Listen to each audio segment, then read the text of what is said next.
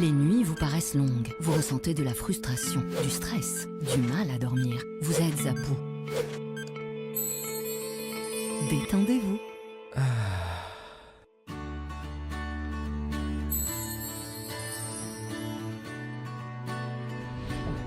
Réduction du temps d'endormissement, diminution des réveils nocturnes, relaxation. Une bonne nuit, ce n'est plus un rêve. Ce produit est un complément alimentaire sans dépendance disponible en pharmacie. N'hésitez pas à demander conseil à votre pharmacien. Mérinal, notre priorité, la qualité.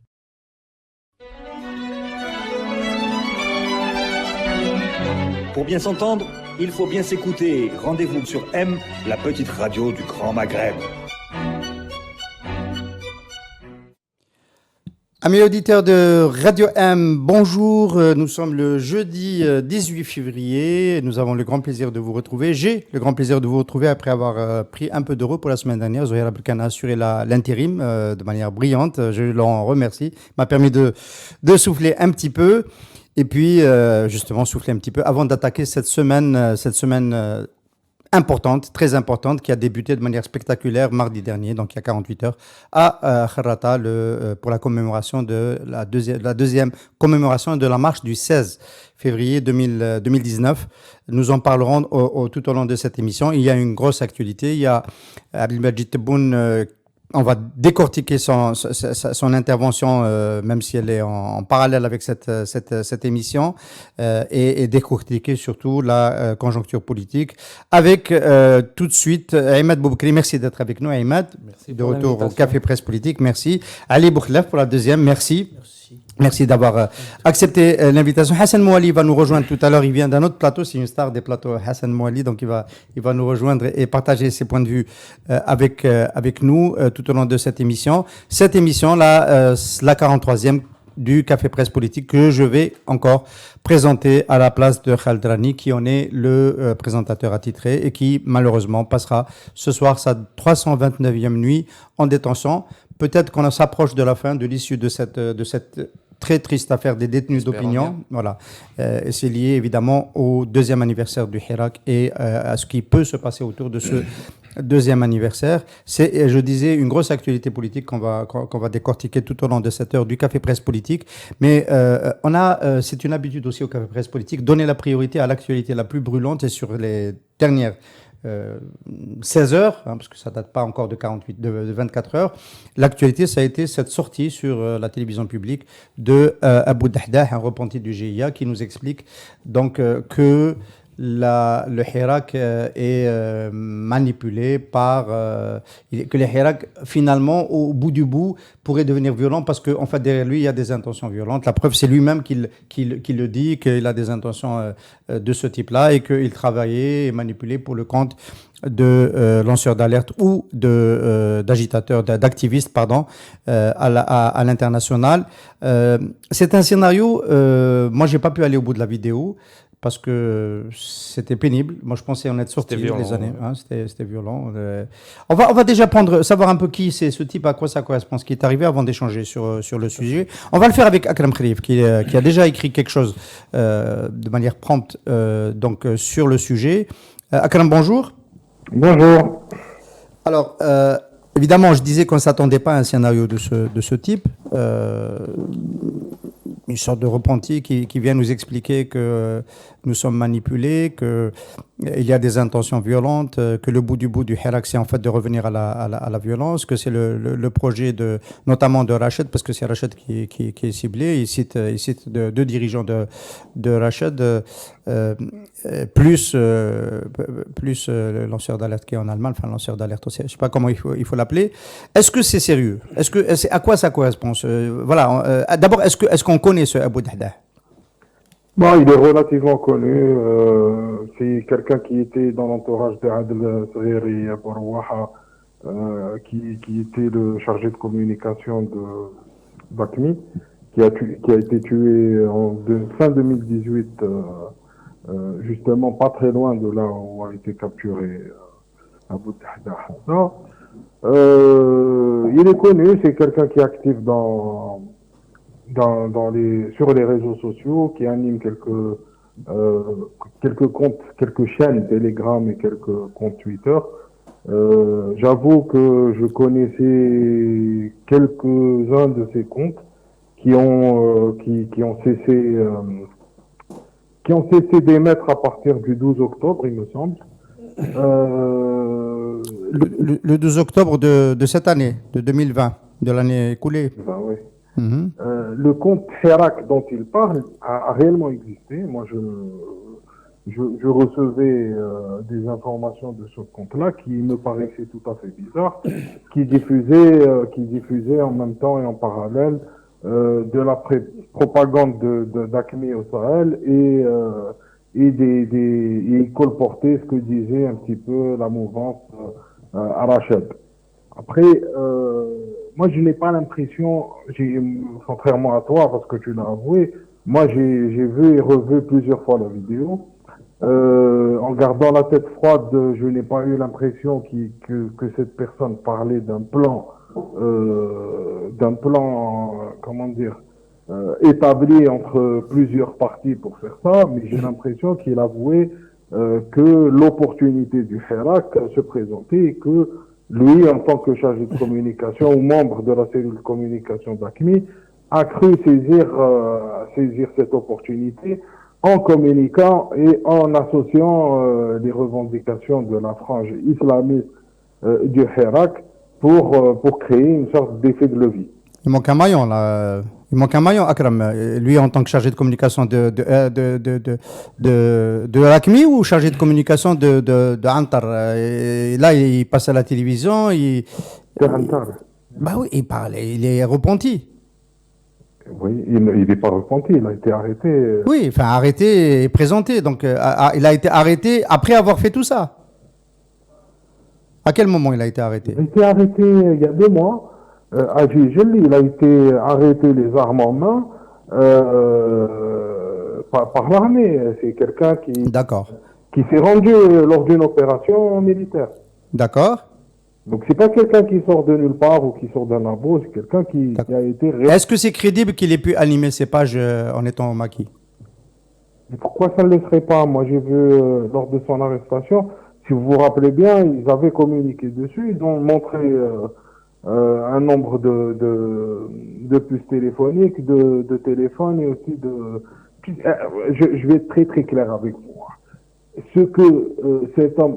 Je vous ai dit, je vous le redis, j'ai bien connu cette page Telegram Hirak. Je l'ai connu, je l'ai vu. Et ce qu'il faisait, c'était des copier-coller de Facebook, de certains activistes. Et il servait aussi de relais à la chaîne d'autres sites, d'autres chaînes Telegram d'ACMI. Donc il ne faisait que des copier-coller. Ce n'était ni un idéologue, ni un manipulateur, ni rien du tout. Vous savez, une chaîne Telegram, c'est rien. On s'abonne et on reçoit des posts. On reçoit des posts, parfois on reçoit des liens Facebook de certaines personnalités, parfois on reçoit des vidéos, des images. Moi je me rappelle, je m'étais intéressé à ça et je m'y étais abonné parce que c'était suite à l'échange d'otages au Mali. Donc, on était à la recherche de photographies et de vidéos de l'échange et de communication du côté de Chine.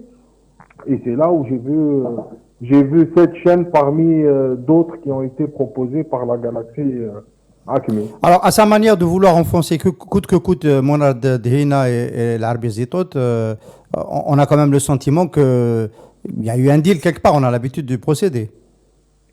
Ah, mais il va pas dire qu'il en veut personnellement à Abdelmajid Tebboune. C'est clair qu'il va taper sur l'ennemi de son ennemi. Il faut être réaliste. Le gars il est entre leurs mains. Il va pas aller à l'ENTV pour dire voilà, je suis contre l'armée, je suis contre Kda. Il va dire j'ai été aidé par vos ennemis. Voilà, je vous donne ça. D'accord. On va revenir à toi 2 minutes. Akram, je voulais d'abord avoir le ressenti, l'opinion de nos amis sur le plateau. Imad et Ali. Moi, je pense que ce que dit Akram n'est pas, peut-être qu'il n'est pas totalement faux. Seulement, le pouvoir a utilisé cette personne-là qui a été effectivement arrêtée en octobre dernier, comme on l'a tous vu.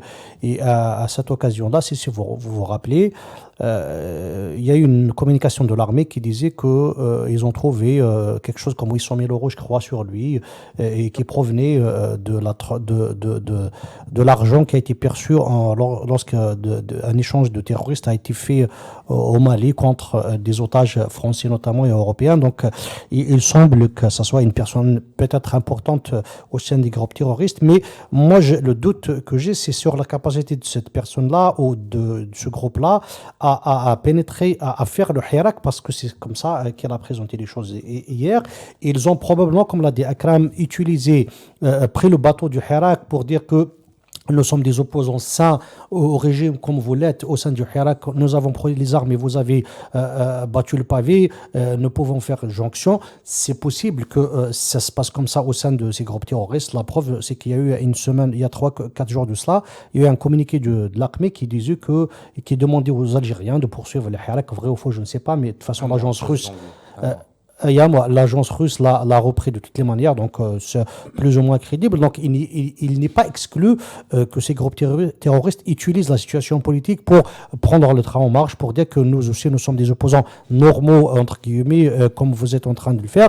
Mais je n'ai pas la certitude, mais je pense que, et je suis presque certain, qu'il n'a pas l'influence qu'il a présentée, que c'est une propagande à quelques jours de la reprise probablement des manifestations. Ahmed, je vais proposer la question et peut-être lui donner un contenu un peu plus politique. Est-ce que le régime, l'armée, la DSI, n'a pas choisi de faire peur à nouveau aux Algériens, non pas tellement avec le terrorisme, mais avec les manipulateurs, entre guillemets, de Londres? Est-ce que le loup blanc qu'on utilise contre les Hirak, c'est pas finalement Rachid? Parce que Rachid revient à toutes les sauces, et dans cette affaire-là, c'est quand même Rachid qui est ciblé. Moi, d'abord, encore une fois, il faut approfondir la question de la gestion des pages Facebook à partir des maquis. C'est pas sérieux, et si ça se confirme, ça veut dire qu'on est en danger, on n'a pas une armée qui nous protège. Il faut qu'on soit clair sur ça quand même. Moi, je suis effrayé d'entendre Akram dire des choses pareilles, alors que des activistes, on les attaque en justice à cause alors que le mec est là... Les activistes du Hirak, parce que là, ça commence à se mélanger. Les activistes du Hirak, on les poursuit en justice à cause des pages, on connaît les pages Tahom, on les suit à travers l'Akhor. Et là, un terroriste qui gère des comptes Facebook sur Telegram pendant je ne sais pas combien de temps, donc 2 ans ou peut-être plus, il a été capturé le 12 octobre. Le 12 octobre, le compte a disparu. Il y a 2 mois, il a été capturé, on découvre ça. L'information se confirme. Il y a un sérieux problème en la matière. Pour la question politique, moi je pense que ça date pas de maintenant, la question de vouloir donner une couleur idéologique au Hirak. C'est pas nouveau, rappelons les différentes émissions à l'ENTV qui parlaient de certains courants, etc., obscurantistes, etc., comme si ils sont majoritaires au Hirak. Et à force de doper une petite organisation en fait, qui a raté le coach 5 fois, qui n'a pas pu sortir les Algériens 5 fois depuis le confinement. Et là, il faut vraiment ajouter une dose et essayer d'impulser une forme de propagande médiatique par rapport à le Hirak, parce que quand on revoit les éléments de langage utilisés par le terroriste, ça colle pas trop. Il dit clairement que c'est vrai que le Hirak est pacifique, que Rachid يديروا التحريض بالسلميه وحنا ندعموا بالسلاح. Il y a un peu de cohérence. Oui. Akram, le téléphone s'est coupé un petit instant. On en a profité pour t'attaquer, de critiquer ce que tu as dit. Alors, il paraîtrait que ça ne peut pas vraiment tenir la route, cette histoire d'animer des pages Facebook et une page Telegram à partir des maquis pendant aussi longtemps. Oui, je vais répondre à mon cher ami. C'était Imad. Le sniper, c'était Imad. Tu faisais le parallèle avec l'arrestation des militants. Eh ben, tu sais, les gens qui animent des pages à partir des casemates, ben, ils sont à l'adresse 1 rue du Maquis. Hein. Il faut aller, faut aller le trouver. Ne pas en rire. Le trouver, celui-là. Ouais. Il y a le réseau dans un. Je sais pas, ben, Ben. vous allez faire des randonnées à la montagne, vous verrez qu'il y a le réseau. Ouais, ouais.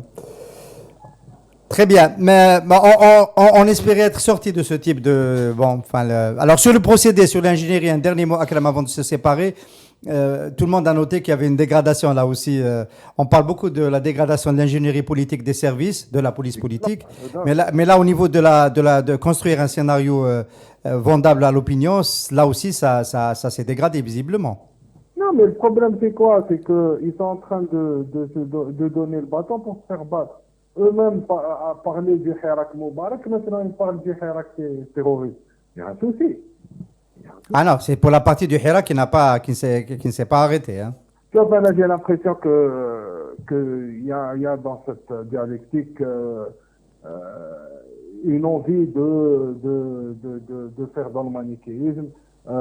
C'est le Hirak, c'est les islamistes, c'est antidémocratique, il faut les virer. Il ne faut pas qu'il y ait du Hirak, c'est un peu... Oui.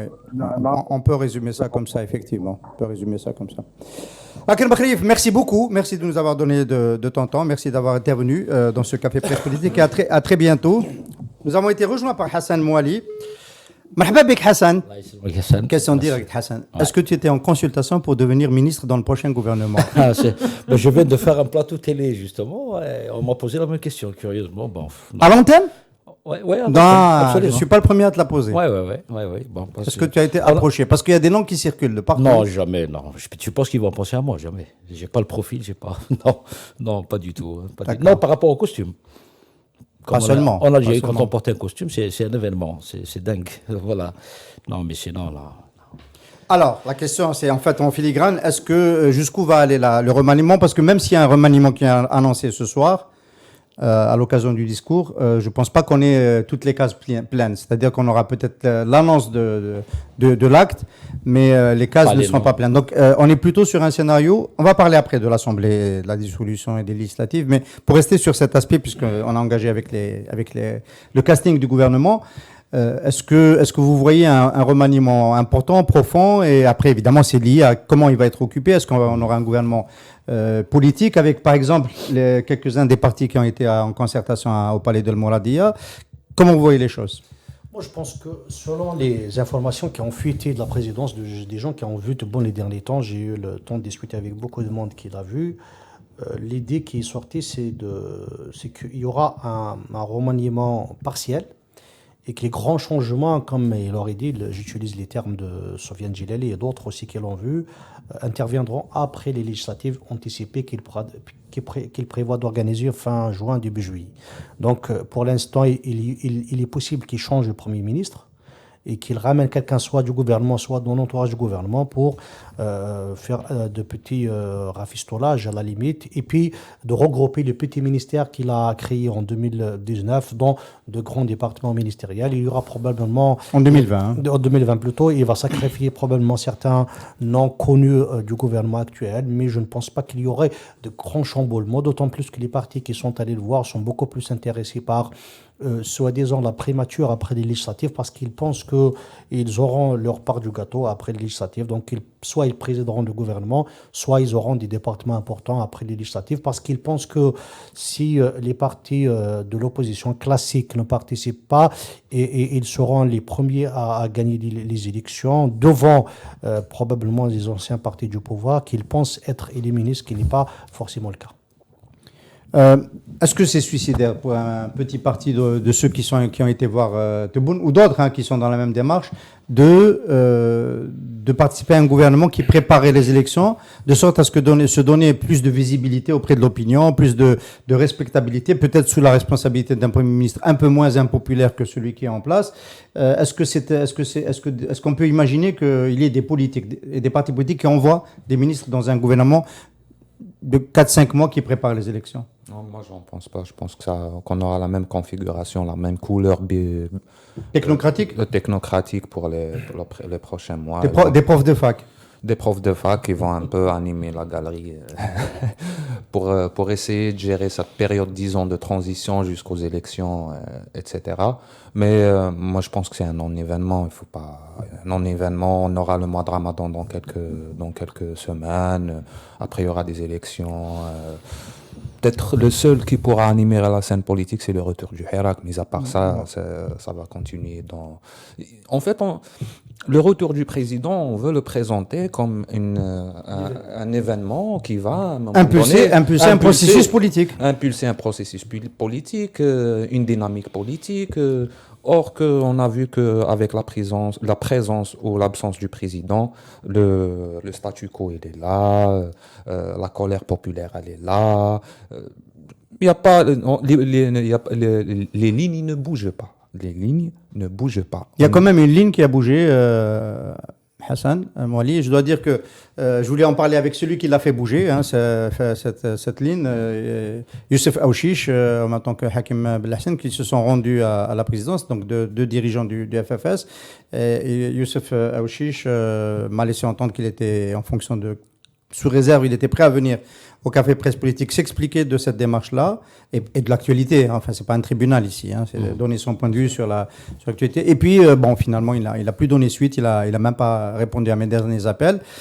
Bon, nous ne lui avons pas fait l'offense de faire parler l'opposition, parce qu'il y a quand même une opposition au sein du FFS qui n'est pas d'accord avec ce qui s'est passé. Ma question, Hassan, c'est est-ce que, si la démarche se confirmait, est-ce que la tentative d'intéresser des partis politiques à la prochaine législative ne va pas quand même finir par décrocher certains ex-poids lourds, parce que le FFS n'est plus tout à fait un poids lourd. Malheureusement, on aurait souhaité qu'il le demeure. Est-ce que finalement, c'est pas une dynamique, c'est pas tout à fait le non-événement dont parle Imad, puisqu'il y a quand même le FFS qui a envoyé des gens à la présidence. C'est peut-être pas tout à fait exact de dire que le FFS a envoyé. On a bien vu que des hauts cadres du FFS ont dénoncé le fait que les deux personnes, donc Aouchiche, le premier secrétaire, et Belhassel, se soient rendus à la présidence. Donc ça ne fait pas l'unanimité. Le Conseil national n'a pas le Conseil national n'a pas été associé. C'est quand même l'instance suprême entre les deux congrès, selon leur jargon. Donc je suis fondé à croire que c'est une... Enfin, j'irai pas jusqu'à dire c'est une manipulation, mais ils ont été appâtés, tout simplement. Il y a quelque chose dans l'air, on leur a promis des trucs. Voilà, parce que le FFS, déjà, en tant que parti en ce moment, c'est pas un parti qui est en paix organique. Il y a plusieurs tendances à l'intérieur. Le siège, il a été récupéré il y a un mois et demi. Donc, on ne peut pas dire que c'est un parti qui se porte très bien, malheureusement. C'est une école de pédagogie politique, tout ce que tu veux. Personne ne peut remettre en cause le combat du FFS. Le propos n'est pas là. Mais cette démarche, elle pose beaucoup de questions. Elle pose beaucoup de questions en ce sens que le Conseil national n'a pas mandaté ces personnes. C'était surprenant. D'ailleurs, le 24 heures, la veille de leur départ à la présidence, j'ai lu un article, je crois que c'était sur Liberté d'ailleurs, où il parlait d'un pass intégral et tout ça. Donc devant un contexte pareil, pourquoi se rendre à la présidence? Si c'est pour informer Tebboune qu'il faut libérer les détenus politiques, ouvrir le champ politique et médiatique, ça tout le monde le sait. Je vois pas pourquoi aller lui répéter ça. Aller à la présidence, c'est pour écouter le Tebboune, qu'est-ce qu'il veut faire. Mais finalement, on a eu droit à un communiqué du FFS, un communiqué, voilà, on lui a dit de faire ceci, cela. Mais tu lui as dit, mais lui, c'est ce qui nous intéresse en tant qu'Algérien, en tant que militant du FFS, en tant qu'Algérien, il nous intéresse de savoir quelles sont les intentions politiques d'Abdelmadjid Tebboune maintenant qu'il est revenu. Est-ce qu'il est fort, est-ce qu'il est faible, est-ce qu'il... Et puis, on va poser cette question, elle est très bonne cette question. Un autre impair aussi, c'est le fait que Ben Grina se soit permis d'annoncer des élections législatives, je crois. Abdelaziz Belaïd et Ben Grina parlent de législatives anticipées. Et finalement, on n'a pas eu un communiqué de la présidence pour ni infirmer ni confirmer. Donc, parce que c'est probablement ce qui va se passer ce soir. Il y a un retard à l'allumage, il y a un problème. Mais moi, selon mes informations, apparemment, c'est tombé à l'eau l'histoire de l'Assemblée nationale. La dissolution. Oui, personnellement, je la trouve complètement inutile. On est à pratiquement 10 mois de la fin du mandat. Pourquoi dissoudre une assemblée qui va finir son mandat dans 10 mois ?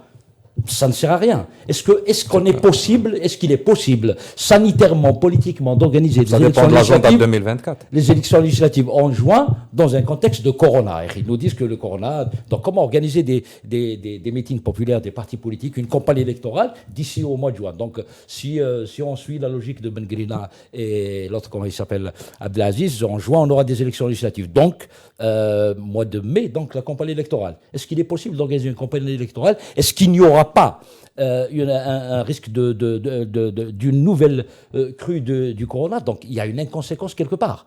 Donc moi je pense que le pouvoir est dans l'impasse. Il ne sait pas trop quoi faire. Par contre, les partis politiques, moi je suis convaincu que tous les partis politiques, mais alors là je ne fais absolument aucune espèce d'exception, sont dans la négociation, d'une manière ou d'une autre, souterraine ou publique, ils sont dans la négociation. Ah bon? Oui, moi je pense que parce que... Y compris Zoubida Assoul et le RCD? Le RCD officiellement il n'est pas parti. Il n'est pas parti. Marcin Blabas, on l'a vu à, comment il s'appelle, Parce que Zoubida Assoul, je note au passage, elle demande des présidentielles anticipées. Voilà, hein, ça déjà... a attiré mon attention justement. Zoubida Assoul, qui est UCP, toute la presse en a parlé, présidente de c'était la l'UCP. une de Liberté.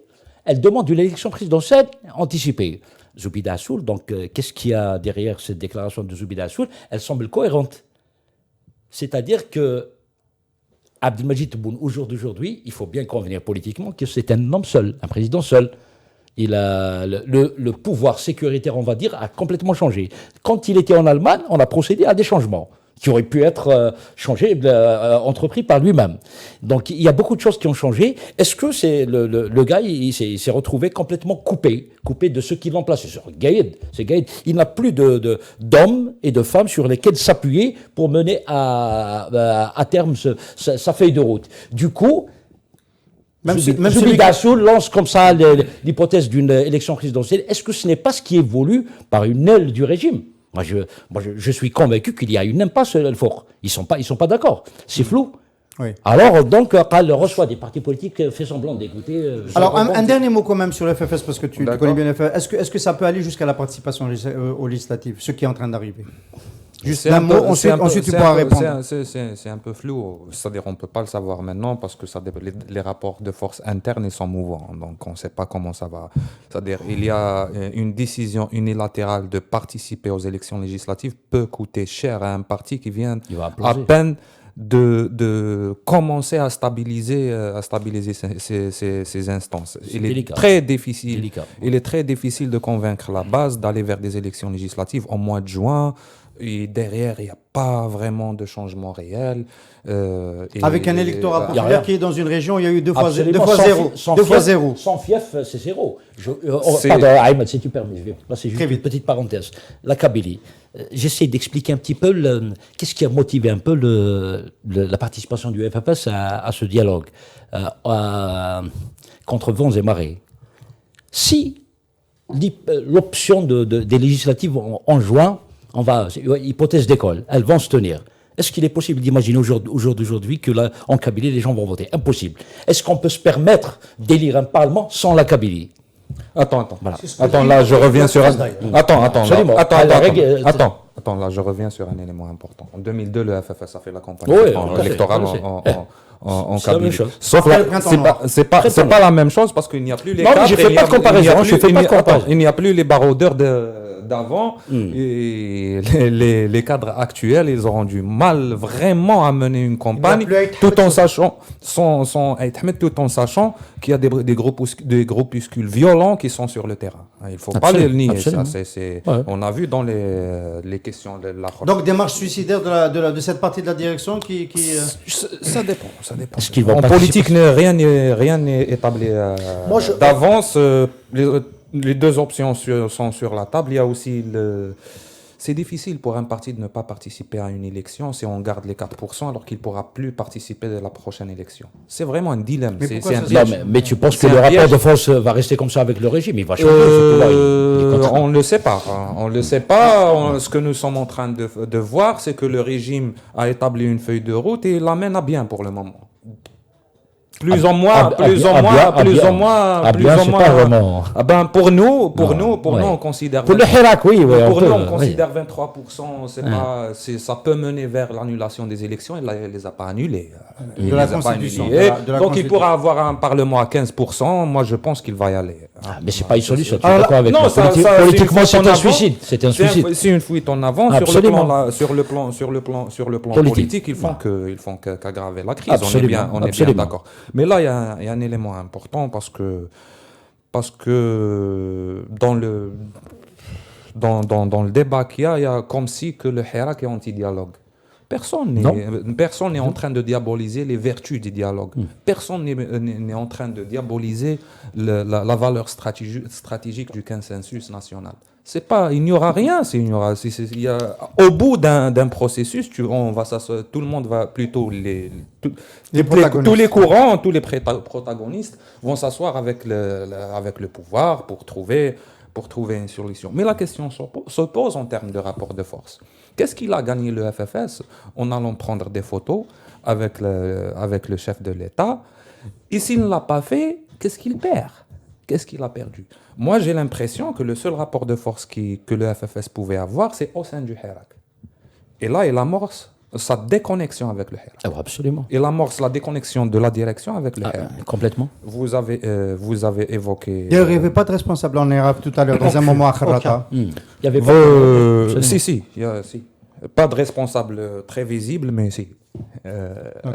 Ça reste quand même les militants, les cadres du Il y avait de la direction. Maître Nabila Ismail, qui est très visible, mais qui ne représente pas le courant dominant, qui détient les... Il y a un membre du secrétariat national actuel qui n'est pas forcément d'accord avec la démarche, parce que le secrétariat national n'était pas... Informé, je ne sais pas. Mais ce qui est sûr, c'est qu'il y a eu à l'intérieur de la réunion du secrétariat avec le premier secrétaire et les membres de l'instance présidentielle, il y a eu beaucoup de divergences, beaucoup de membres du secrétariat étaient contre. C'était une réunion tendue et ce n'est pas encore terminé. Ce n'est pas encore terminé parce que la base elle bouillonne. Il y a des fédérations, il y a des militants, il y a des cadres.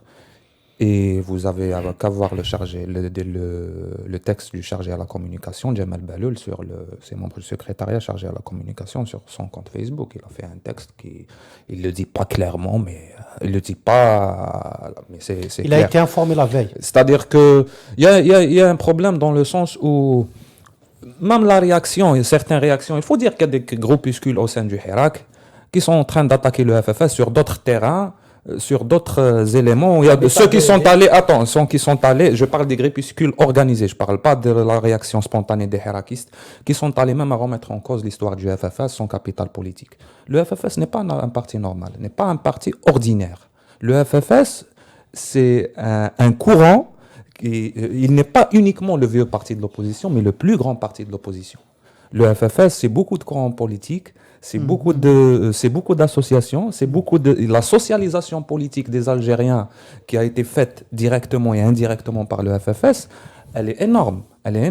D'où les raisons pour lesquelles on a consacré un vrai moment pour savoir si effectivement le FFS était en train de tourner le dos, cette partie de la direction du FFS, pour être précis, était en train de tourner le dos ou pas. On aurait aimé le savoir avec Youssef Aouchiche, malheureusement, je le redis. Il a choisi de ne pas venir. J'espère qu'il viendra en discuter avec nous une prochaine fois.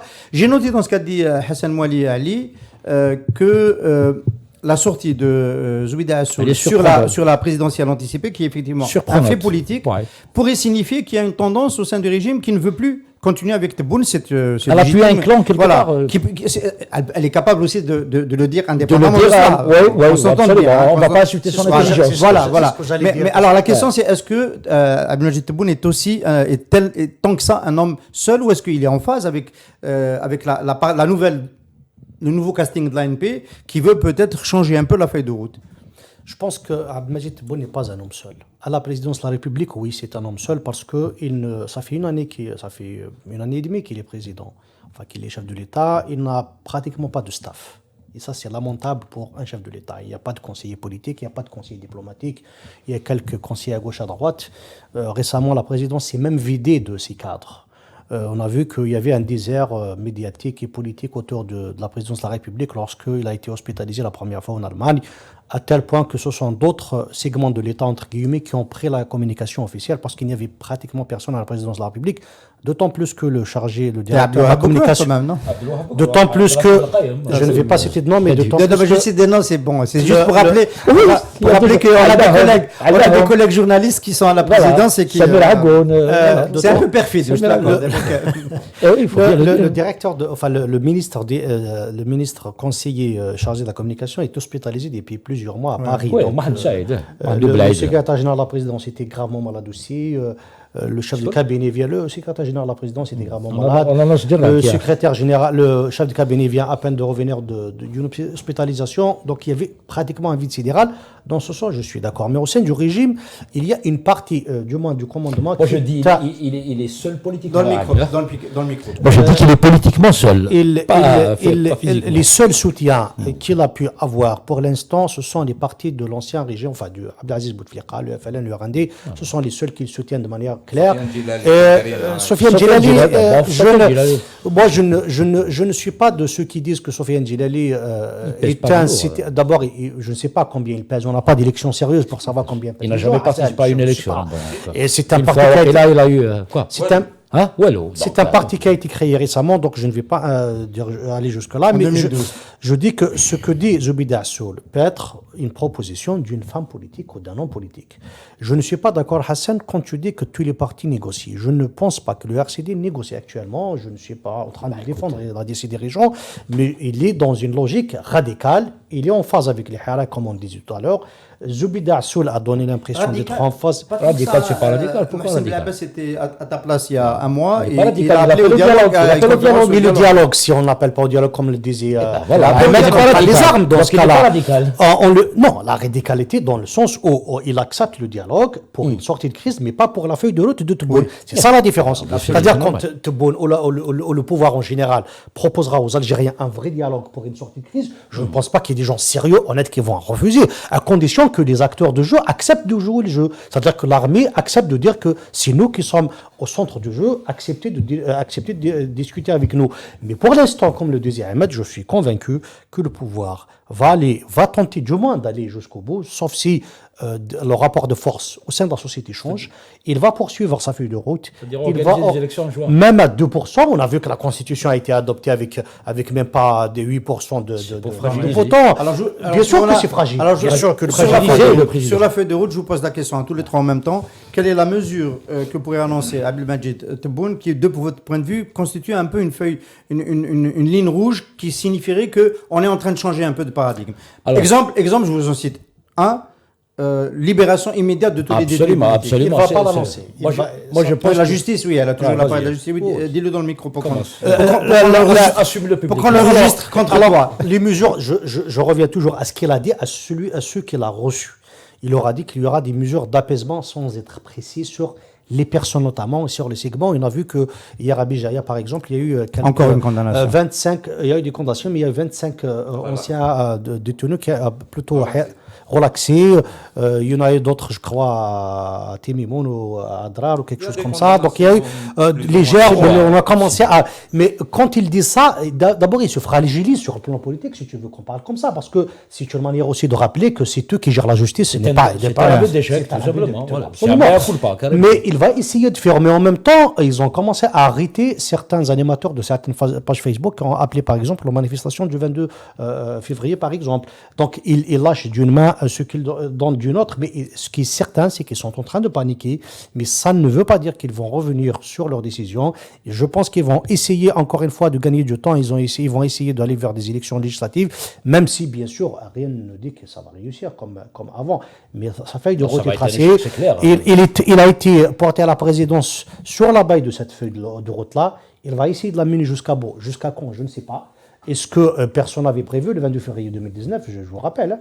Donc, il va essayer d'organiser des élections législatives en juin, en juillet, Il y a par contre des personnalités politiques, je ne vais pas citer le nom parce qu'il ne veut pas le dire publiquement pour l'instant, qui vont essayer de lui proposer de légiférer par ordonnance et d'organiser ces élections l'année prochaine. Mais je ne sais pas. Pour organiser un dialogue national entre-temps. Entre-temps, Essayer de faire autre chose. Une décision qui, de votre point de vue, pourrait être marquée un changement d'attitude. Ouais, donc, moi, je ne vends pas. Moi, personnellement, je suis persuadé que le pouvoir ira jusqu'au bout, jusqu'aux élections présidentielles 2024. S'il voulait donner des signaux, et ça fait longtemps qu'il est. Il y a peut-être un petit changement. Je me fais l'avocat du diable un petit peu parce que c'est nécessaire, parce qu'on n'a pas de contradicteur foncier, hein, fondamentalement. Élection du 12-12, ça s'est fait sous le bâton. Répression, etc. Vous êtes d'accord? Avec Ahmed Gaïd Salah à la baguette. Bon. Élection, référendum du 1er novembre, ça s'est fait sans qu'il y ait de mesures d'apaisement. On est d'accord. On pensait qu'il y allait en avoir pour essayer d'intéresser les Algériens, etc. Et il n'y en a pas eu. Il y a quand même un petit changement. Avec cette échéance, on a le sentiment que pour la première fois, ils se disent ça ne va pas marcher. Si on continue de réprimer, les gens vont boycotter, etc. On change un petit peu. Oui ou non? Ça change pas grand-chose, même s'ils libèrent tous les détenus. Ça c'est autre chose. Est-ce que ça va changer? C'est autre chose. Ça change pas grand-chose dans l'attitude du système. C'est ce que je veux dire, c'est qu'à un moment donné, c'est qu'il faut à un moment donné revenir aux fondamentaux du régime. Ça a été toujours le cas. À chaque crise, révision de la Constitution, révision de la loi électorale, élection, machin. Voilà, et vous rentrez chez vous. Vous rentrez chez vous et ça va circuler. Maintenant, la donne a changé. La donne a changé, c'est ce qui se passe dans la société. C'est ce qui se passe dans la société, c'est le hirak, c'est les différents hiraks, parce qu'on a dédié les hiraks sociaux, etc. Pour cette donne nouvelle, on n'a pas l'impression que le régime, que les ponts intellectuels, disons les choses comme ça, du régime, ont capté le message que peut-être l'Algérie, comme ailleurs dans le monde, va rentrer dans une espèce de contestation cyclique qui vont affaiblir l'État d'une manière considérable sur les 10, les 15 prochaines années. Et s'il y a des mesures à prendre, il faut les prendre tout de suite, rapidement, et des signaux forts à la mesure de la perte de confiance entre le pouvoir et la société. Le fossé est tel que les mesurettes ne sont plus efficaces pour amorcer un véritable dialogue, un véritable processus du changement. Pour revenir sur les élections législatives, nous savons, comme ça a été toujours le cas, les élections législatives préparent toujours les élections présidentielles. Le chef de l'État actuel est venu avec le Parlement de Bouteflika. Ils veulent changer que de coûte. Peu importe qui gagnera, même s'il y aura une majorité FLN-RND, ils vont se débrouiller peut-être pour avoir de nouvelles têtes afin de soigner l'image. Mais fondamentalement, qu'est-ce qui change? Fondamentalement, est-ce que les prérogatives du Parlement vont changer ou pas? Fondamentalement, est-ce que le président lui-même va jusqu'à changer les règles du jeu? Est-ce que le fichier électoral va changer?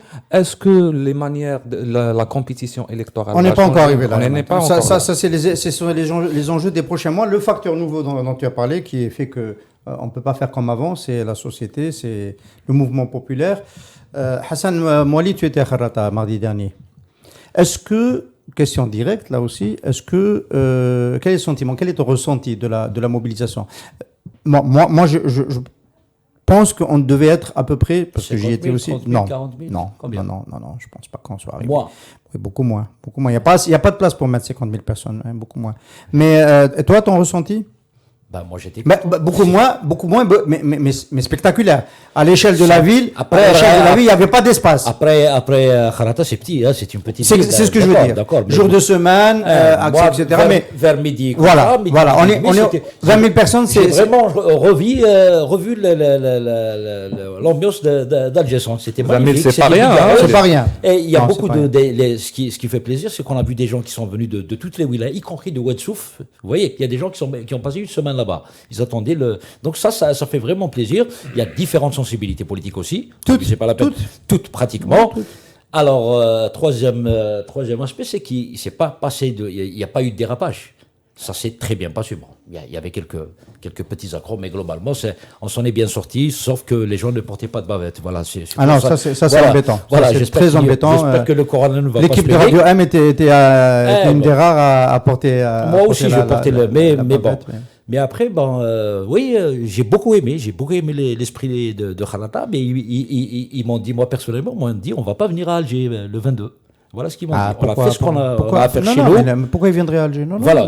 Il y a assez de monde à Alger pour faire... Les appels pour le 22 et tout ça. Donc, c'est un jour de... Non, c'est pas... Les appels, c'est pour chacun marche. Chacun dans sa région, oui, absolument. C'est comme les Raya, c'était un peu Raya, pourquoi je dis Raya? Kharata, c'était un peu la symbolique. Voilà, on aurait pu faire quelque chose à Khanchila, par exemple, là où ils ont... Le 19, c'est demain, c'est annoncé. C'est demain. C'est annoncé, attention. Quoi? Oui, mais on a discuté avec les activistes. Voilà, c'est bien. Il y a des appels, peut-être un petit truc symbolique. J'ai aimé l'esprit de Kharata. Il y a la Est-ce que après, on a parlé des éléments de panique. Abou Dahdah, il ressemble un peu à ça. Il illustre un peu cet élément de panique. On sent que les choses se sont tendues. Est-ce que Kharata s'est fait pour rassurer ou pour créer plus de contraintes? Moi, je pense que ça a rassuré le pouvoir, qu'il n'y a pas eu de dérapage. En même temps, il a paniqué et en disant qu'il y a une permanence de l'engagement. Les gens ne lâchent pas prise, même si, comme tu le dis, il n'y avait pas 100 000, 200 000 personnes, mais c'est beaucoup. Hein. Quand tu as 25 000, 30 000 dans une petite bourgade, c'est énorme, d'accord. Et si on laissait les gens marcher à Alger, et peut-être qu'il va y avoir 200 000. Donc, moi, ce qui m'intéresse au-delà des chiffres... Merci, tu m'offres la transition. Est-ce qu'on va laisser lundi prochain les gens marcher à Alger? Votre pronostic? Moi, je pense que... Non. Je pense que si. C'est bien qu'on ait commencé avec toi parce que Emad va nous dire que non. Avant d'arriver à 22. Alors tu dois répondre à cette question. La première question d'abord. Qu'est-ce qui va se passer le lundi 22? La première question d'abord, élection législative. D'accord. Non, on voulait parler du Hirak, on ne veut plus parler des législatives. Ah d'accord. Parce qu'on aura le temps de parler. On aura le temps de parler des législatives. Il n'y aura pas d'élection législative au mois de juillet. Moi je le dis. D'accord, c'est noté. Pour le 22. Le 22. Comment tu vois lundi prochain? Lundi prochain. Bon, à partir du moment où le pouvoir te dit on va commémorer. Donc officiellement, il va y avoir des commémorations. Le pouvoir va l'État va commémorer. Comment ça va se passer? Jour férié? Non, c'est pas jour férié, c'est pas consacré dans la Constitution. Ça peut être annoncé ce soir. Hein. C'est possible. Dans ce cas-là, ils veulent que le Hirak revienne. Voilà. Non, ils veulent mettre au musée pour dire. Après, peut-être, moi j'imagine, ils vont fermer les accès vers Alger, mais ceux qui sont là, manifester, il n'y a pas de problème.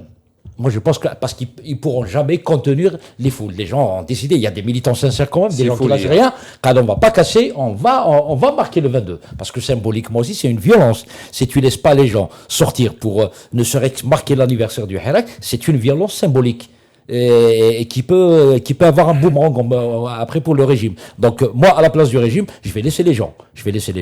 Après, bon, tu ferais un bon conseil. Non, mais, écoute, encore une fois, quand on parle comme ça, c'est quand même notre pays. C'est dommage. C'est dommage. Comme je t'ai dit tout à l'heure, que te bonne est tellement seul. Moi, le système est seul en ce moment. Tu crois qu'avec leur mesurette, oui, ils disent les élections législatives, Jil Jadid et tout ça, et on bad. Tu vas faire quoi? Tu règles le problème économiquement. On est sur les gens. Socialement, il y a un Hirak social qui se prépare. Des licenciements, des gens qui ne travaillent pas. Attention, on est sur un volcan. Il faut bien. Donc, on a intérêt. On est mis en demeure en tant qu'Algérien, en tant que parti politique, en tant qu'acteurs politiques et sociaux et tout ça, avec le pouvoir de trouver une solution. Il faut continuer à dire à l'armée que la solution est ailleurs. Voilà, moi je pense que c'est ça. Je ne parle pas beaucoup à l'armée. Ali, tu as l'air de partager le point de vue de Hassan. En principe, ça devrait bien se passer. Moi, je pense qu'il y aura des manifestations. Ils vont essayer de cerner Alger comme ils l'ont toujours fait ces derniers mois. Ils vont essayer de fermer des accès. D'ailleurs, vous avez ceux qui étaient restés à Alger ont dû remarquer qu'il y avait un dispositif sécuritaire énorme parce qu'ils avaient peur des étudiants. Donc, l'UND, ils vont fermer la capitale. Ils vont parce que les gens vont sortir des mosquées comme ce fut le cas vendredi. J'ai vu des appels sur les réseaux sociaux. Donc, les gens vont manifester, mais je ne pense pas qu'il y aura des millions comme le prédécesseur. Non, ça c'est la manifestation aura lieu, le pouvoir va essayer de dire que c'est une commémoration Harak Moubarak, folklorique, comme certains journaux du régime ont essayé de Tlahm ben Shab comme quoi on a commémoré, comme l'a dit Ben Grina, qui a parlé du musée pour dire que voilà, c'est folklorique, qu'on a célébré, les Algériens ont chassé le Bouteflika, Expédié le 22, et quoi. puis ils vont passer, mais après la suite, c'est ce qui est intéressant à mon avis, c'est la suite. Est-ce qu'il y aura d'autres manifestations, parce qu'il y a déjà des appels pour vendredi, ça je ne sais pas si ça va prendre ou pas. Moi, je pense qu'on est face à deux scénarios. D'accord. Et chaque scénario a ses implications politiques. C'est un jour de semaine, donc il n'y a pas de prière de vendredi, donc il n'y a pas un lieu de rassemblement, il n'y a pas un centre de mobilisation. C'est deuxième des choses, c'est un jour de semaine, donc les gens travaillent, donc il y aura Quelle salat d'ora, si c'est ça, tu n'es qu'à la prière. Oui, voilà. C'est pas la même, c'est Oui, pas comme la prière de vendredi. Donc en termes de nombre, ça reste relatif. Ça ne veut pas dire qu'il n'y aura pas un nombre important. Et là, le régime, il est face à deux scénarios. Soit il gère, il laisse marcher. قال 5 تاع العشيه يدخلوا للدار comme il commençait à museler le Hirak, c'est-à-dire il va gérer avec les camions, etc. Soit il fera la guérilla au lieu de rassemblement, à Messonnier, comme le 5 octobre. Comme le 5 octobre. Et quand même le 5 octobre, ils ont marché. Donc, et ça dépendra de la foule. Est-ce qu'elle est compacte, est-ce qu'elle est organisée, qui est derrière, elle sort d'où, etc. Ça, c'est eux aussi, ils vont, je pense qu'ils vont décider au fur et à mesure que la foule grossit. Mais j'ai du mal à croire qu'il y aura une foule énorme comme d'habitude qui va venir de Babloued, de Bilkour et de Dédouche pour... On n'en est pas encore là. On n'en est pas encore là. Ceci dit, il faut attendre les autres vendredis. Parce que c'est la saison de la contestation. Ça, c'est très important pour ceux qui ont fait la fac. Ça commence maintenant. Et c'est le printemps, attends. C'est le printemps. Absolument. Ça commence à bouger. Après, si on commence à libérer les détenus, ils vont sortir, ils vont venir, parce qu'il y avait beaucoup de détenus à Harata, ils vont venir, la symbolique en question va aussi mobiliser les gens. Le 25 février. 25 février. 25 février, on souhaiterait qu'il soit libre, mais c'est la Cour suprême qui doit rendre son seulement. C'est la programmation de l'accord. Donc voilà un peu que les choses comment se présentent. J'espère qu'il y aura quand même des initiatives politiques fortes qui vont accompagner un éventuel retour du Hirak, parce que... Alors, il y a eu cette question à Harata, merci. C'est la dernière question politique avant qu'on passe au dernier sujet pour clore ce café presse politique. On est déjà à Harata, on a marché, c'était très bien. On va peut-être aussi marcher le 22 à Alger et d'autres villes d'Algérie. Peut-être même qu'il y aura des marches qui vont continuer les week-ends suivants. Mais entre-temps, est-ce qu'on est revenu à la case de mai-juin 2019, avant qu'il y ait un président élu, imposé, entre guillemets, et une constitution telle qu'elle a été imposée. Est-ce qu'on est revenu vraiment à la case du mois de juin, ou est-ce qu'il faut traiter, avec ce qui a été fait depuis, la feuille de route du régime? Et ça, c'est la question qui, par exemple, à NIDA 22 fait partie du débat interne de NIDA 22. Quelle feuille de route proposer aujourd'hui? Par quel bout il faut reprendre? Et de ce point de vue-là, tout l'intérêt de la sortie de Zoubida Assoul, c'est qu'elle nous a ramené à la case, d'avant les élections présidentielles. Et avec évidemment un volet constitutionnel qui reste open, qui reste ouvert.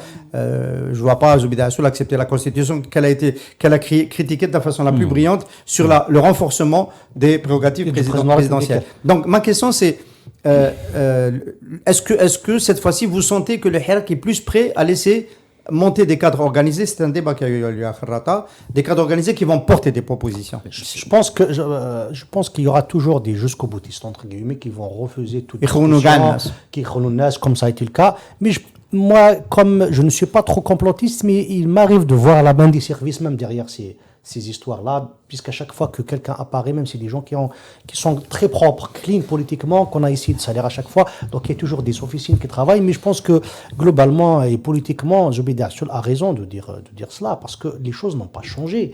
Il y a eu des donnes, il y a eu de nouveaux visages, il y a eu de nouvelles figures, mais je suis désolé de le dire que c'est un des reproches que je fais personnellement à Hirak, c'est qu'on a reculé sur beaucoup de choses. Sur les libertés, on pouvait dire beaucoup plus de choses à l'époque de Bouteflika que maintenant. La presse était plus libre à l'époque de Bouteflika que maintenant. La classe politique pouvait activer beaucoup plus librement qu'avec Bouteflika. Donc, honnêtement, la situation est beaucoup plus grave, même si Bouteflika est parti, même si les gens qui étaient autour de lui sont partis, mais la situation politique n'a pas beaucoup évolué. Il y a de nouvelles figures. En 2019, on n'avait pas de chef d'État. Maintenant, il y en a un. En 2019, le chef de l'armée nous menaçait chaque semaine.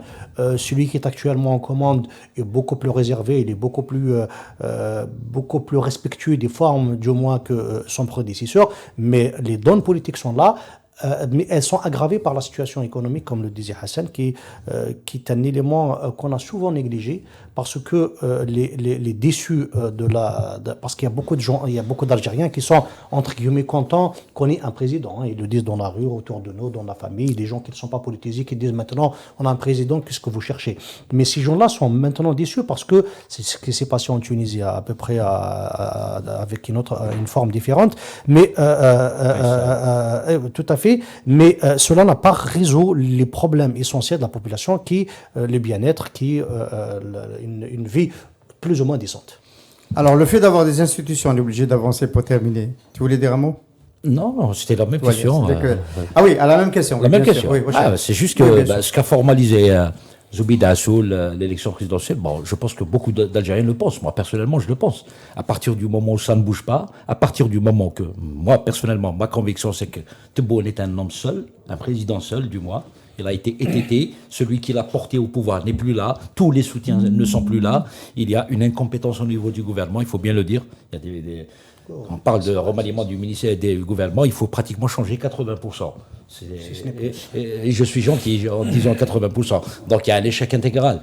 On a pris acte de l'élection de désignation de Tebboune, mais les choses n'avancent pas. Donc à un moment donné, plutôt que de changer un parlement avec un risque d'avoir FLN, RND en désordre, et des nouveaux partis, des nouveaux clients du régime, pourquoi ne pas changer complètement? On va élire un véritable président de la République. Un processus décembre 2021, un nouveau président. Tebboune, il va tirer les conclusions. Je suis malade, je suis désolé, c'est difficile, Corona et tout ça. J'ai fait ce que j'ai pu faire. Malheureusement, ça n'a pas marché. Il va une sortie honorable, il va partir.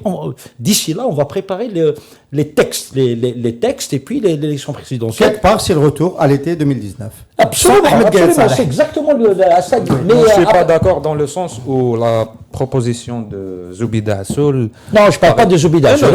C'est ma proposition, c'est sa proposition. Zobeida Assoul, elle l'a formalisé. C'est un parti politique. C'est la question pour en terminer. Je pense que ça arrange une partie du régime. Ça ne veut pas dire que Zobeida Assoul l'a fait pour ce... Oui, ça arrange une partie du régime qui a été déclassée et qui veut revenir dans la hiérarchie pour la Khor. Pour moi, c'est utopique cette histoire du président. L'institution présidentielle, on a vu ce qui s'est passé pendant 2019. Comment les Algériens ont été effrayés de ne pas voir un président, de voir une institution présidentielle déstabilisée. Maintenant, toute la question est comment faire. C'est qu'à un moment donné, est-ce qu'on ira vers une véritable assemblée nationale qui va refaire sous forme d'un processus constituant, etc. Mais ça demande aussi le consentement du pouvoir. C'est là où on amorce des vrais dialogues, d'un vrai échange, etc. qui fera qu'on fixera une feuille de route ensemble. C'est exactement ce qui est en train de se passer, encore une fois, dans l'espace Nida 22. C'est cette question-là qui est... Voilà, donc encore une fois, en supposant que le président va se retirer, qui garantira des élections libres et honnêtes pour les élections présidentielles? Ça va être beaucoup plus dangereux parce que ça va ouvrir les appétits des autres clans. Et ça peut être beaucoup plus dangereux. Alors, c'est l'armée, il faut appeler un chat. Alors, on a bien vu, j'ai tenu absolument à terminer, en dépit de la grosse actualité algérienne de cette semaine, avec un clin d'œil à nos frères en Tunisie. On a beaucoup évoqué le processus tunisien. On vient juste de fêter le 10e anniversaire anniversaire de la révolution tunisienne. Il y a eu ensuite des émeutes sociales à l'intérieur du pays, parce que la révolution tunisienne n'a malheureusement pas pu développer un nouveau modèle économique qui distribue de la prospérité. Et nous sommes aussi dans un processus d'impasse, dans une impasse politique, avec un conflit d'interprétation de la Constitution entre le président Kais Saied et son premier ministre, d'ailleurs Mchichi, qui l'a nommé lui-même, et qui s'est vu refuser la nomination de un remaniement, un peu comme ce qui va se passer en Algérie. Il se l'est vu refuser par le président qui ne l'a pas promulgué. Et nous sommes depuis plusieurs semaines dans une crise qui est, de notre point de vue en Algérie, est inquiétante parce qu'on a l'habitude, nous, au Café Presse Politique, d'évoquer le modèle tunisien un peu comme une référence, et on se rend compte aujourd'hui que même quand on a des institutions librement élues et qu'on a une constitution qui a été choisie par le peuple en toute souveraineté, on peut rentrer dans des crises. Et c'est pour ça que je tenais à faire ce zoom rapidement donc sur la Tunisie avec notre ami Lotfi Madani. Bonjour. Bonjour. Désolé, on est resté plus longtemps que prévu sur l'actualité bouillonnante en Algérie, notamment à cause de Kharrata, mais pas seulement. Oui. Tu nous as gratifié de superbes contenus, entretiens avec des responsables tunisiens à l'occasion du 10e anniversaire de la Révolution, notamment Ayad Ben Achour, qui est quelque part un peu l'architecte de la transition en Tunisie, et Mustafa Ben Jafar, qui a été le président de l'Assemblée constituante, qui nous ont fait le grand plaisir et l'honneur de nous livrer leur point de vue sur les 10 ans de la Révolution tunisienne. Depuis, les choses se sont dégradées à la fois sur le plan social et sur le plan institutionnel. Oui, alors bon, effectivement, ce que vous avez cité, nous l'avez dit. En fait, tous les observateurs s'accordent à dire que l'euphorie des premières années de la Révolution a cédé la place au désenchantement, à la désillusion, voire à une nostalgie de l'ancien régime. Alors, bien sûr, personne ne nie les avancées de la Tunisie en matière de liberté, puisque après 10 ans, seule la Tunisie, dans le monde arabe, avance encore dans la transition démocratique, malgré la difficulté. Et les Tunisiens sont en train d'apprendre que si la réussite de la transition démocratique n'a pas de prix, elle a néanmoins un coût. Elle a un coût politique, elle a un coût économique, elle a un coût social. Et effectivement, on fête le 10e anniversaire sous le triptyque paralysie politique, affaissement économique et poudrière sociale. Mais il faudrait rester prudent dans l'évaluation, éviter des disqualifications hâtives, ne pas céder aux sirènes de la petite musique nostalgique du c'était mieux avant, etc. Mais ça mériterait une émission peut-être. Qu'on va faire dans très vite, dès qu'on aura dépassé la conjoncture chaude de ce 22 février, on va revenir à cela avec toi à Tunis. Je crois que ce qu'il faut dire, alors au-delà tu viens de le rappeler, en fait, il s'agit précisément de quoi? Le Premier ministre propose un remaniement. Ce remaniement concerne des portefeuilles aussi sensibles que la justice, l'intérieur ou les domaines de l'État. Ce remaniement a été approuvé par l'Assemblée des représentants du peuple, donc par le Parlement, selon bien sûr la Constitution, et ils doivent prêter serment devant le chef de l'État. Simplement, le chef de l'État, Kais Saied, a estimé que ce remaniement est contraire à la Constitution, il y a un certain nombre de procédures qu'il conteste, lui qui est même juriste, qui est constitutionnaliste, mais plus rédhibitoire, il dénonce, il dit que 4 des ministres désignés seraient impliqués dans des conflits d'intérêts. Mais il ne nomme pas ces ministres. Mais il refuse qu'il y ait une prestation de serment parce que, dit-il, le serment ne serait pas valable, et je le cite, il dit, considère-t-il que prêter serment sur le Coran et le jugement dernier sont des formalités. Donc cette controverse qu'on place sur le plan juridique, en réalité, elle n'est pas juridique. Et les juristes eux-mêmes qui ont été consultés, les plus grands juristes tunisiens, disent la question elle est politique. Lorsqu'on y regarde de plus près, on voit que dans ce remaniement, les ministres, je le disais, de la justice, de l'intérieur, par exemple, des domaines de l'État, étaient des ministres qui étaient proches de Kais Saied, qui avaient été imposés par Kais Saied à Hicham Chichi lorsqu'il a formé son premier gouvernement. Et il ne faut pas oublier que Hicham Chichi a été proposé par Kais Saied contre l'avis des partis majoritaires à l'Assemblée. Donc la question en réalité, elle est politique. Kais Saïd est fâché, est vexé, il pense que son premier ministre, Hicham Mechichi, l'a trahi. Mais Hicham Mechichi a été obligé, pour gouverner, d'avoir une majorité parlementaire. Et donc, il a été obligé d'aller chercher le soutien de partis comme Nahda, Qalb Tounes, ou la coalition... Qalb Tounes, on le rappelle pour les amis auditeurs algériens, bon, Nahda, on sait que c'est Renouchi. Qalb Tounes, c'est le publiciste Razi Parazi. De Nabil Karoui. Nabil Karoui, qui est revenu en prison depuis l'élection présidentielle. Prison, qui est soupçonné de blanchiment d'argent et d'évasion fiscale.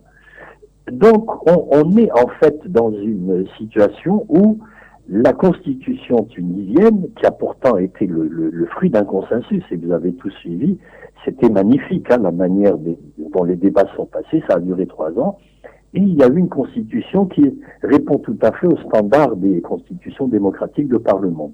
Néanmoins, il y a des brèches, il y a des failles dans cette constitution, et la première, c'est que à cause de la pression de Nahda, il n'y a pas pu avoir on n'a pas pu trancher entre un régime parlementaire ou un régime présidentiel. Donc on a un régime un peu hybride, qui donne un chef d'État élu au suffrage universel, mais avec très peu de pouvoir exécutif. Le pouvoir exécutif est plus chez le chef du gouvernement qui lui-même est issu de la majorité parlementaire. Oui. C'est ça, c'est cette brèche-là qui est en train de s'ouvrir dans l'Assemblée. Alors, une question quand même qui nous intéresse beaucoup. Est-ce que les Tunisiens vont pas être, ils sont nostalgiques du confort relatif qu'ils ont pu avoir durant les années Ben Ali, mais est-ce qu'ils vont pas vouloir plutôt revenir à un régime présidentialiste? Est-ce qu'ils vont pas faire porter la responsabilité au parti et à l'Assemblée, la responsabilité du blocage actuel? Et moins à Kais Saïd? Oui, non. Alors actuellement, effectivement, disons, l'opinion est plutôt, effectivement, on veut beaucoup à cette assemblée, on veut beaucoup au parti, on veut beaucoup à Nahda notamment, et les élections de 2019, de novembre-décembre 2019, élections présidentielles et législatives, je le rappelle, a révélé des recompositions politiques nouvelles. On a eu d'abord l'affirmation d'un très puissant mouvement d'opinion autour d'un candidat anti-système qui est Kais Saïd, avec comme seul programme un slogan, Achabi Yurid. Alors, il a été élu au deuxième tour avec 73% des suffrages exprimés, ce qui est un vrai plébiscite, et c'est la revendication forte de voir satisfaites les promesses de la révolution. Ça existe encore. Kais Saïd, bien qu'il ait baissé en termes de popularité dans les sondages, reste très élevé par rapport aux autres. Il est à peu près toujours à 50% d'opinion favorable. Deuxièmement, on a l'émergence d'un courant qui se réclame de l'ancien régime.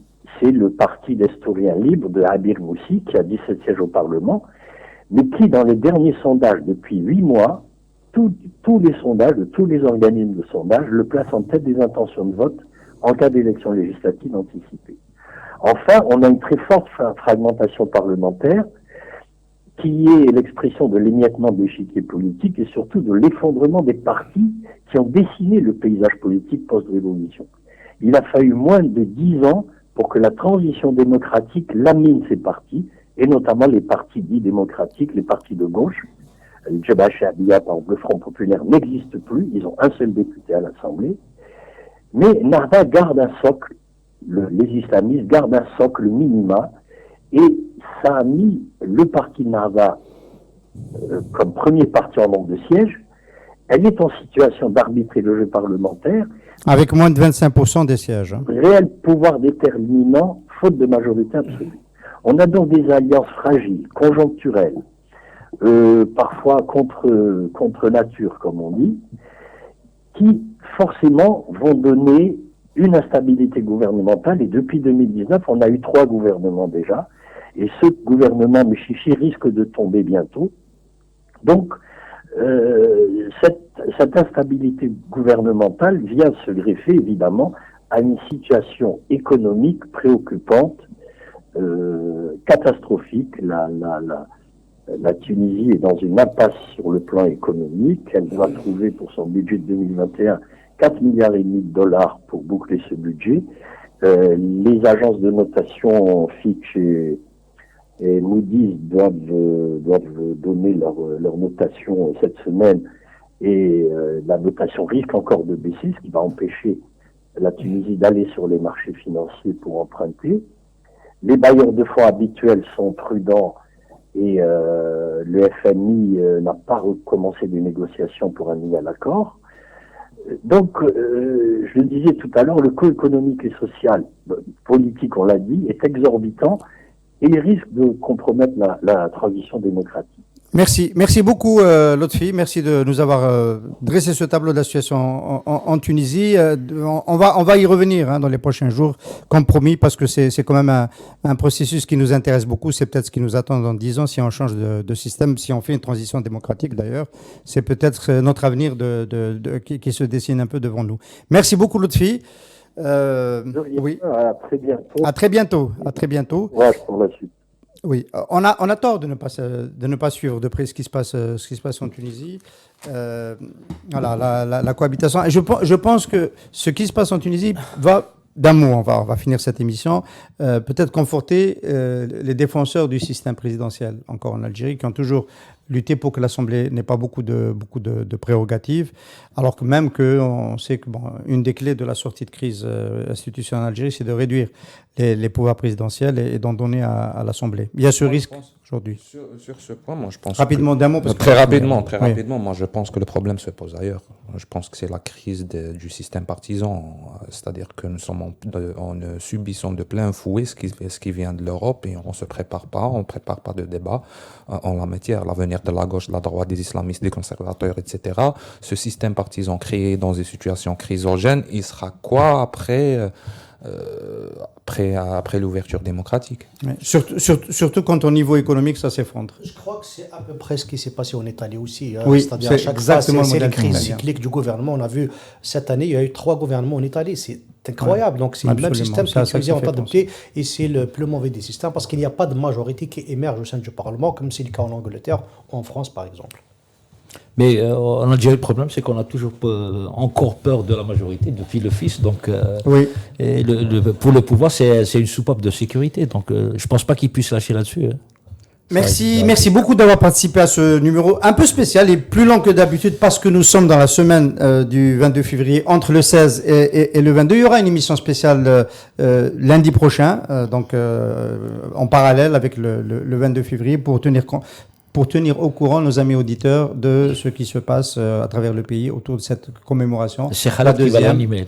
Khaled, c'est toujours notre souhait le plus cher, mais je sens que ça va arriver. On va laisser se reposer. On va laisser se reposer un petit peu quand il va sortir. On va pas lui demander de venir présenter le CPP. Comme ça, merci beaucoup, surtout à l'équipe technique qui nous a accompagnés et évidemment, plus que jamais, à notre cher grand public du Café Presse Politique et de Radio. Comme ça et au 22.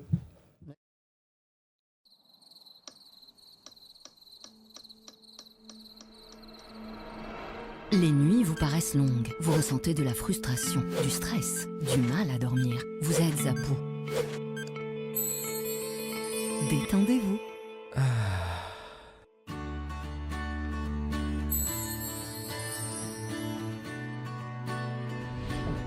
Réduction du temps d'endormissement, diminution des réveils nocturnes, relaxation. Une bonne nuit, ce n'est plus un rêve. Ce produit est un complément alimentaire sans dépendance disponible en pharmacie. N'hésitez pas à demander conseil à votre pharmacien. Mérinal, notre priorité, la qualité.